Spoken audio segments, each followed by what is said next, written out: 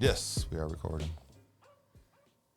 But welcome back to another episode where we don't just talk about Dobermans. And I'm giving that disclaimer just in case this is the first episode that you're listening to.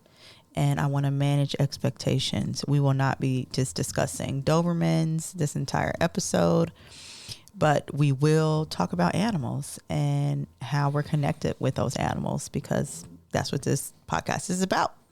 And our 3 Dobermans. But today we're going to be reading from the book, The Medicine Bag, Shamanic Rituals and Ceremonies for Personal Transformation by Don Jose Ruiz. I purchased this book in Chicago a few months ago from the Silver Room in Hyde Park. And I was really intrigued because I knew I had seen the name Don Miguel Ruiz, and I had seen it, but I had seen Don Miguel Ruiz, and that is his father. His father is the author of a very popular book, a New York Times bestseller called The 4 Agreements. Now, I don't think I've ever read the full book, but I've certainly run across quotes from the 4 Agreements on Instagram. I feel like I've even read up on each of the principles just separately, but I can't say that I've read the entire book. But what I do remember is that I felt that whoever wrote the 4 Agreements was a very wise person, and I felt really connected with the information that he presented. I just never had the time to read the full book. So anyway, this book is by his son, Don Jose Ruiz. And Don Jose is a shaman, just like his dad, Don Miguel, who is also a shaman. So at the beginning of this book, The Medicine Bag, Don Jose describes how he became a shaman and his relationship with Toltec practices or Toltec wisdom. I'll get into that later, explain what that is. But we're not going to focus there. We're going to go ahead and jump to chapter 4, which is about animal wisdom. All right, so let me back up just a little bit. So I found this chapter in the medicine bag about animal wisdom, and I was like, this is dope. I definitely want to talk about it or discuss it on the show. And there were several paragraphs that referred to Toltec wisdom. So I was like, you know what? I don't even know what that is. So I looked up Toltec, and when I Google searched Toltec, this blog came up, and it's a Don Miguel Ruiz blog, but it is not written by him. It's written by Barbara Emery's. Okay, so seeing that made me do a little bit more research, like why is the Don Miguel Ruiz blog being written by this woman, Barbara Emery's? So I looked it up on ChatGPT, and I said, how is Barbara Emery's connected to Don Miguel Ruiz? And this is what Chat told me. So it says that she's connected to Don Miguel through her collaboration with him on a book project. Don Miguel is a Mexican author and spiritual teacher known for his books on Toltec wisdom, including The 4 Agreements. Barbara Emery's worked with Don Miguel on a book called The Toltec Art of Life and Death, which was published in 2015. In The Toltec Art of Life and Death, Barbara Emery's collaborated with Don Miguel Ruiz to tell the story of his near-death experience and the profound insights he gained from it, where he assisted in writing and shaping the content of the book. This collaboration allowed Don Miguel to share his unique perspective and teachings with a broader audience. Okay, so in the blog, this is miguelruiz.com blog. The title is Toltec Wisdom for the Times, and it says a reminder from Barbara Emery's. The word Toltec, as you've probably learned by now, means artist. The ancient Toltecs were artisans in the practical sense, but the word also had philosophical implications, and it still does. The good Toltec strives to be the artist of his own dream and his own destiny. But what actually defines an artist? Any kind of artist? Well, here are a few tips. An artist has an eye for beauty. An artist looks for wonder everywhere, in the physical world and in the virtual world. An artist has vision, the ability to see what isn't readily seen by others. An artist is able to express that vision and share it with the rest of humanity. An artist is willing to surrender to life's creative force, to be thoughtless and in love. All right, so there's more to the blog, but I'm not going to go into it.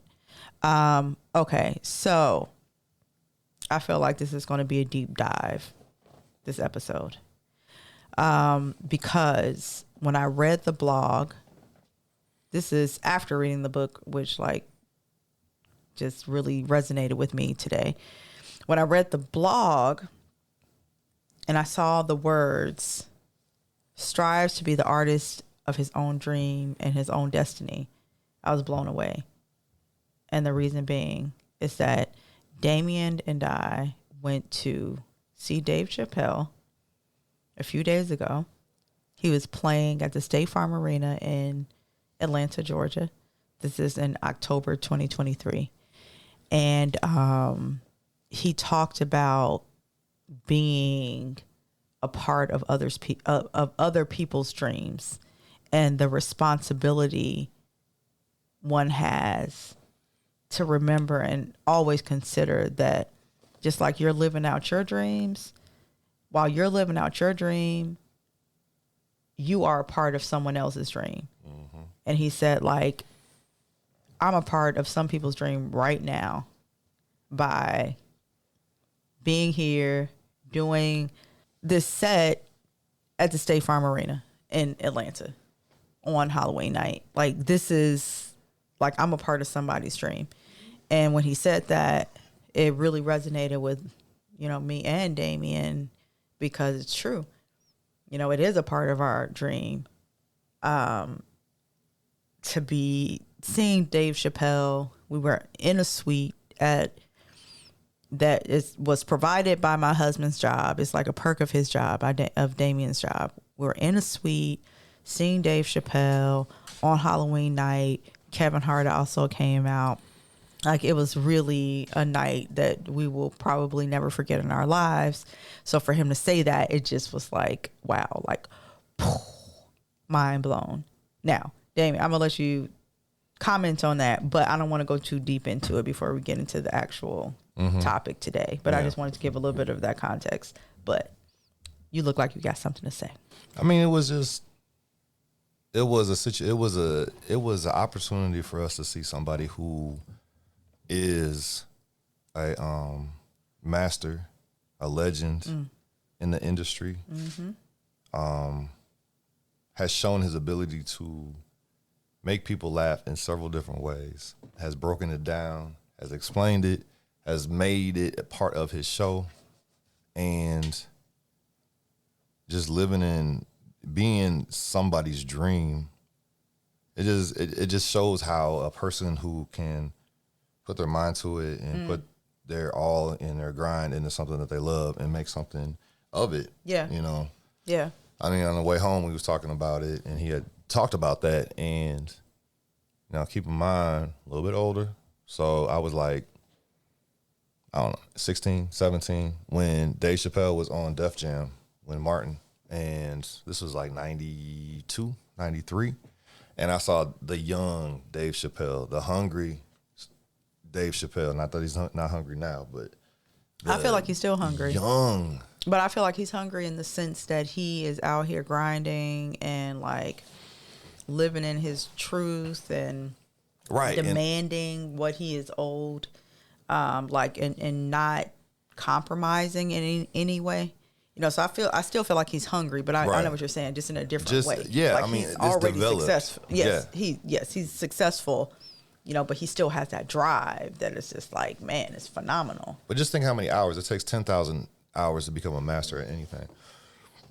It takes 10,000 hours of dedication to a craft to be a master at anything. Mm-hmm. And he's, I don't know. Oh, he's a guru. Times 10 of that. You know, that's right. So it's just like, he's a guru.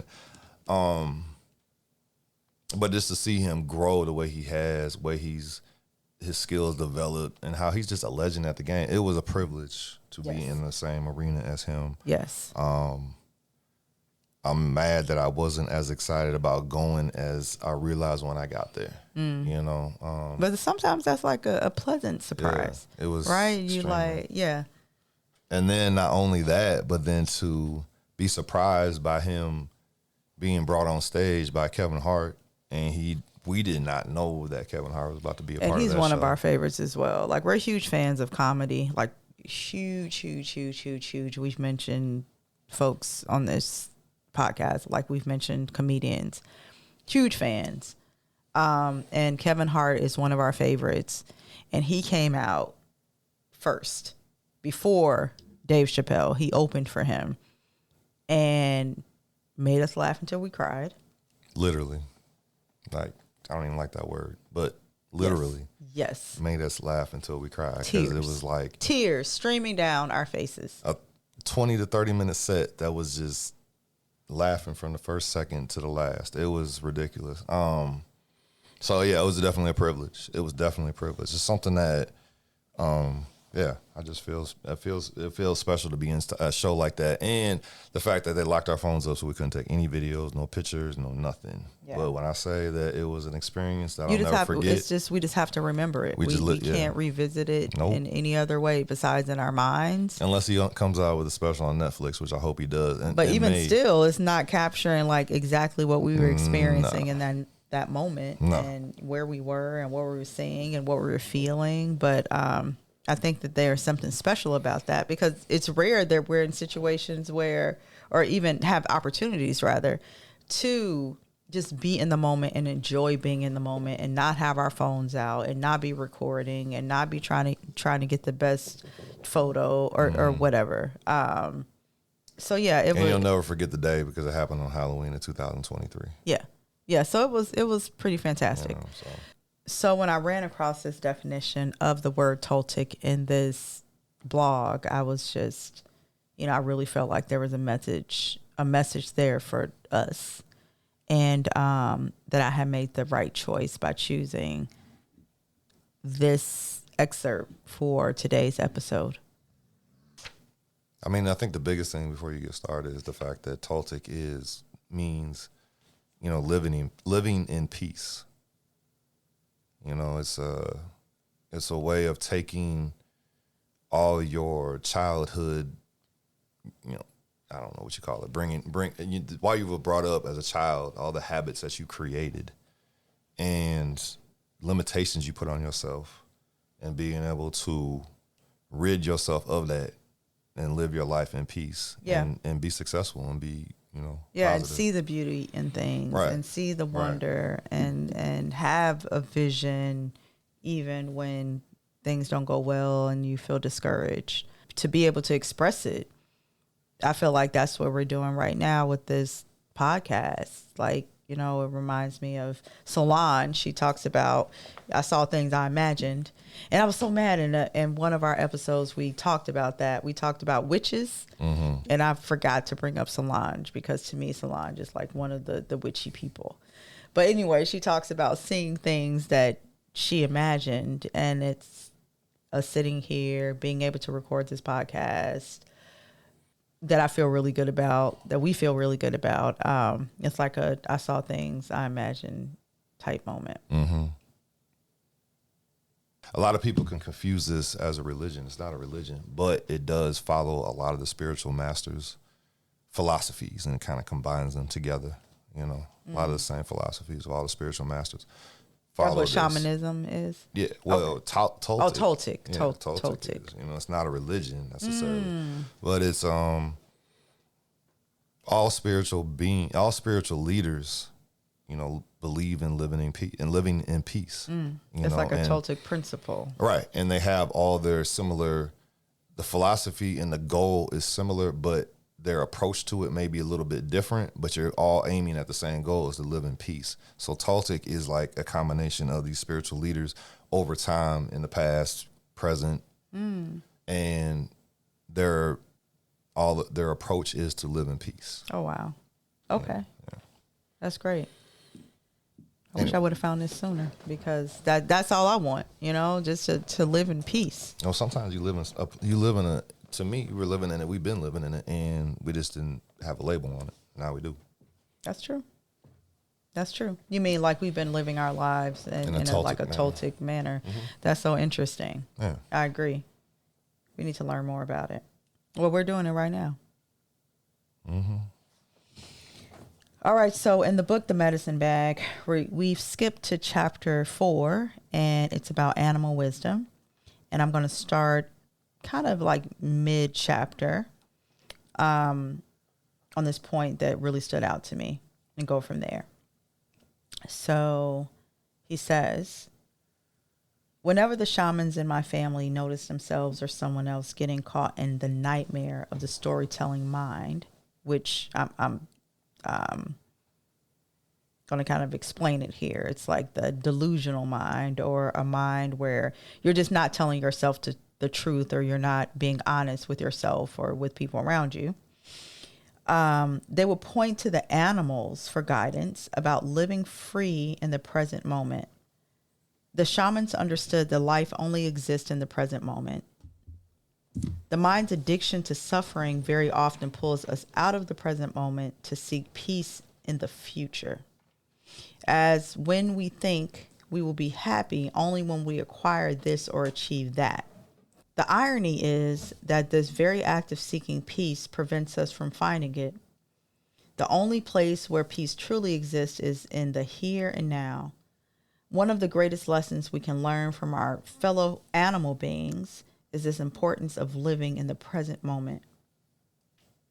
The idea that we can learn from animals is contrary to other spiritual and cultural worldviews, especially those that propose a dualistic split in human nature. They posit that there is a spiritual and material world, and within human beings, there likewise is a spiritual side and a physical side to our lives. From this perspective, the spiritual side is described as higher, and the material world or physical side is equated with the body and is often designated as lower.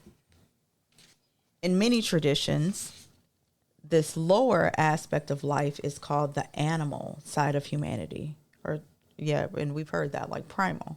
Mm-hmm. Implicit in this idea is that animals and animal traits are inherently less than, while human beings are superior. Some traditions have gone further and declared that animals were created to be in service to us. The land sits waiting to be claimed by humans, and that the whole natural world exists for our pleasure and profit. The Toltec tradition embraces a totally different worldview. We don't split the material and the spiritual world. Why would we? The Toltec tradition teaches that animals are our brothers and sisters on this planet, and we have much to learn from them. Learning from the animal world begins by noticing any of our own beliefs about being superior to animals. Certainly, there are differences between us and animals, and the thinking mind has given us immense gifts of communication and creation. But in order to awaken fully to the dream of the planet and our part in it, we must understand ourselves within nature and the animal world. We are part of a larger whole, not rulers over some imaginary natural kingdom. The moment we stop seeing ourselves as superior to animals is the moment we open ourselves to learn from them. For instance, think about a dog. What can you learn from this beautiful creature? In addition to the great lesson of living in the present moment, the dog offers gifts of loyalty and enthusiasm, as well as the importance of incorporating play and rest into every day. There are valuable lessons for us in these traits. What's interesting about this is that I grew up in a household, as I'm sure many people did, particularly Black people, where animals were seen as like nothing. They were seen as very low beings. And this was based on the teachings of the Bible in my home. My mother would refer to scripture all the time. I can't tell you what those scriptures are that says that basically we were put on this earth to have dominion over the animals. I, on the other hand, always had like a connection with animals, and I would get in a lot of trouble actually, for the way that I would react to different things that were happening with our animals, because it was kind of seen as silly or foolish for me to feel sad and or like be really upset when something was going on with our dog or our cat or any other animal that we had. Hearing this makes me feel like I'm hearing the truth. Mm-hmm. The truth as I see it, the truth that resonates with me in this point of view. And I've never heard it put that way. And I didn't realize that there was a whole tradition or not a religion, but a spiritual practice that felt the same way. So it's just kind of interesting to run across that. Yeah. It is interesting. There was one part that it was saying that, as was mentioned earlier, humans have a mind that is constantly dreaming. And for those who live their lives unconsciously, the mind overflows with regrets of the past, fear of the future, or negative judgments of the present. So let me break that down real quick. And this is how I interpret it. So regret from the past, stress on the brain because you're regretting mistakes or whatever that happened to you in the past. Things that you've already done, right. And there's nothing you can do no change about it. Fear of the future, meaning you're scared of something that you don't even know what is going to happen. And then negative judgments of the present. So the negative judgment leads to the regret of the past. The sentence I just read is in the past. If I have a negative feeling about what I just said, that's going to stress me out. And that just, it's just a path. It's like driving a car endlessly. Just driving at 80, 60, 70 miles an hour, but you ain't going nowhere. Just traveling backwards in life. You regret everything that happened to you in the past. Where you are right now is not enough. A negative judgment of what's going on right now, which leads to that path of regret. And it's just nonstop. Yeah. It's nonstop. That's interesting because you compare it to animals, to domestic animals, dogs, pets, whatever. And, they don't, to me, they approach life in a way of they are happy in their present. They're happy right now. A dog's, one day for humans is 7 days for animals. They're happy living right now. They're 7 days. They're 24 hours. They're happy with that. Yeah. Just like right now, our dogs are all around us in their sleep. And they're not thinking about, man, they've been busy at work all week and we didn't get to spend as much time as we usually get to spend with them. They're like here right now, happy in this present moment. Just, this is perfect for them. Right. Just being around us right now. There's no thinking about the past. There's no, well, what if they leave? They're not pacing around thinking like, oh, we're nervous because, they're here right now, but what if? And that is the perfection of the animal.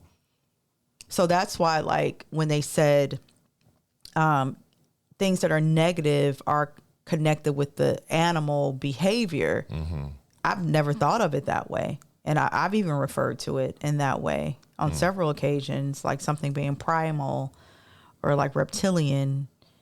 And that's to say that their behavior is less important or less evolved than ours. And that's an assumption. Right. Why wouldn't you want to live the way that you are supposed to live? Like naturally. Naturally live. Why would that be lower? Why would you get to the point where you live in such an unconscious lifestyle that your brain is so drunk that you don't even know what you're doing is damaging your life. Yeah. Because you're trying to move away how you are naturally supposed to be. Yep. It doesn't feel right, but you're just doing it because that's what is expected of you, or that's what you thought would happen, right, or whatever is leading you to a certain behavior. And a lot of that is ego. And animals are egoless. mm-hmm. They don't have that. You know, like Bishop, I always joke about how you emasculate him. I always say that. And he has a self-esteem issues because of that. I really feel that way. Because you call him goofy, you call him all types of names, and he's just being himself. However, Bishop doesn't try to do anything to impress you. It's just like he doesn't care. He don't care. He don't care that you think he goofy. Like, and you're saying these things about him. Now, one would say, oh, maybe he doesn't understand. I choose to believe that they do have an understanding. And that's, I have no proof of that. That's just what I choose to believe. I think they understand tones. Right. In your voice. They don't understand exactly what you're saying. No. But they understand the tone. And that you could say. But that's understanding what you're saying. Right. That you're right. Exactly. It's putting, thought, not too much thought into it, but you hear it and you recognize it. And but all words are tones. Right. Right? Yeah. Right. But I know what you're saying. Right. Just like how it sounds and just like, but that all words are is how they sound. The body language, all of that. But I choose to feel like, or I choose to believe that he knows what you're talking about.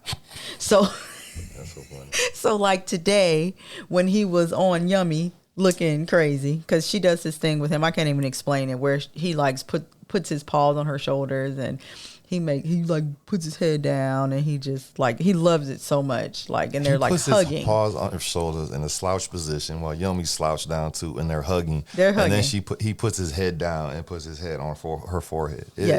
Yes, so they're forehead to forehead with his paws on her shoulder, and he just looks pathetic. He does not look like a big bad Doberman. He doesn't. He looks very lovely and loving, but that's how he's feeling in that moment. And it doesn't matter if you're watching him.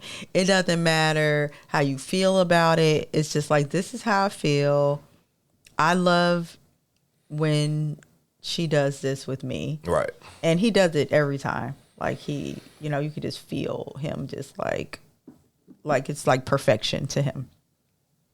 But it shows too also how Dobermans are, and it has been written in several books about dogs. They say that Dobermans are very in tune with the human spirit. They do. Like that specific breed. Yes. Yes. Compared to other dogs. Right? Yes. And I would say compared to the one other dog that we had, Kizzy, who passed away from thyroid cancer a few years ago. But I would say compared to them, compared to her rather, they do feel more tuned in. Right. Than her. Like just more aware. They say they make really good service dogs for that reason. They were the first dogs to be bred to help seeing impaired individuals. And when I was young, I used to see like German Shepherds who were seeing eye dogs. Mm-hmm. And before them, Dobermans were bred for that. Wow. Now you see all types of service dogs. Now you see them all over the place. But that makes sense because they are just really, really tuned in. Right. But it's like you said, dogs live a primitive life. And why is primitive bad? That's what I was saying. Right. Mm-hmm. And there's nothing wrong with that. I mean, how much easier would our lives be if we didn't have social media? Some would say that us growing up in the 90s was a primitive, I air quote, lifestyle. Mm-hmm. And to me, it was the best time of my life. I mean, I'm not saying I don't have a good time now, but I'll tell you one thing. I can't wait until January 1st when I take my 30-day break from social media. Yeah. Because I think everybody needs it. You go back to just living the basic life for a while. Yeah, and you're very perceptive and intuitive, and you take on a lot of things emotionally. So you're affected by things that you see at a pretty high level. I'm not quite like that. Actually, I'm a very selfish Instagram, social media in general user. I just kind of look at my stuff and the people who look at my stuff, and I don't really get bothered by a whole lot. But you, on the other hand, you start like getting annoyed by it and just really frustrated by it. But I do plan to unplug with you because I think it's good, because it may be affecting me in ways that I'm not even realizing, because that's the way the tool is designed. Right. It's designed to Be addicted. impact you in a way that is imperceptible. So, I mean, hey, I might not be above that. I might be experiencing something that I'm not even realizing. Right. Need a break. Everybody needs a break. Everybody needs to put it down and live a little bit more of a primitive lifestyle. And I say that loosely because it's not even close to being primitive, but too much information sometimes can be negative for a person. Let's put it like that. One thing that I feel like we have truly learned, and not necessarily from animals, but this is true of animals and it's true of how we live our lives, is the importance of incorporating play and rest into every day. I talk to people about this all the time. I talk about it often. Mothers who feel burned out, women who just don't feel fulfilled in their lives, just in general. People who don't feel fulfilled. Say that 3 times People fast. that don't feel fulfilled. Yes, in their lives. People who have lost themselves, who have aged or appear to have aged a lot quicker than they really are. I feel like it just is all about how you approach life and being able to have fun and have a good time and anticipate a good time and fun. It blows my mind how some people step out and it's like, or not even step out like that, like to a club or anything. I mean, just like leave their home to do things and they're critical of it and looking for something to be wrong with it. Like, why are you out? The whole point of being out is to go home. Like, why would you leave your house and get dressed in anticipation of something just not turning out well or not being fun? Case in point. I know what you're about to say, too. I know exactly the example you're about to say right now. I know it. The guy in line with us. Oh, my gosh. And this guy was just going on and on and on about why he had to lock up his phone, and Dave Chappelle isn't even that funny, and just on and on and on. And I'm just like, we're standing in this very long line because this is State Farm Arena. I don't even know how many people are in State Farm Arena, like how many you can fit in there. I'm pretty sure it was a sold out show, but I don't know, thousands of phones are being locked away. So people are in line. It was a very cold night. Yes, it does get cold in Georgia. It was a very cold night. And I'm like, why are you out in the cold, standing in line to see a show for somebody you don't even think is that funny? Exactly. Why are you here? Why are you outside? Go home. Like, you could have just not got dressed. You could have saved the gas. You could have not paid for parking, nothing. But it's just like there seems to be some people who anticipate not having a good time. I gave that dude about 5 seconds of my life. And I heard him say something negative, and I just up and just passed him in line and went and locked my phone up and went and enjoyed the best comedy show I have seen in a long time. We laughed and laughed and laughed, but you know, we such a good already night. said It was that. a great but yeah, night. Great it was such a fantastic night. I had such a good time. I was riding off of those endorphins the full next day. I had to do a presentation at my job on psychological safety, moderate a panel. And I swear the reason that I was able to make it through that panel was because I laughed so much the night before. And I was like, those endorphins were still in my system. But like, we want to enjoy life. When we drive up to the dog park, every single time, the dogs are excited like it's the first time. Every time. Annoyingly excited. They're not like, oh no, the dog God. park. They're so excited. They're hard to control. They're pulling, they're tugging, they're running to the dog park. Like, we're you here. let them go and they go nuts. I mean, I'm talking about sprinting. having so much fun. Across the dog barking at other dogs. When they see us, when we walk through the door. When they see us, when we walk through the door, they are happy. Not anticipating, oh, is this person going to be, are they going to be in a bad mood or whatever? You know, now I get it. Animals don't have that type of sophisticated thought, but who's to say it's unsophisticated? Right. You know, who's to say, like, why aren't we viewing it as they figured it out and we haven't? And maybe we need to be more like them.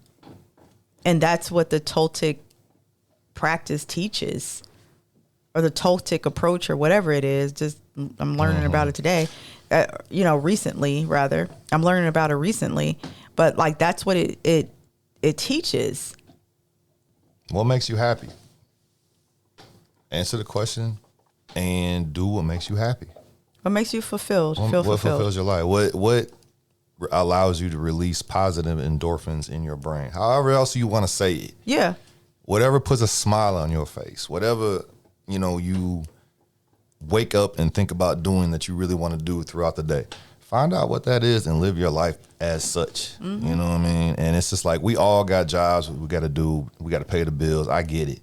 You can't always do everything that is going to be that you want to do and live this life. I get it. But when you're outside of your 8 hours a day, 10 hours a day, whatever you're working, 12 hours a day,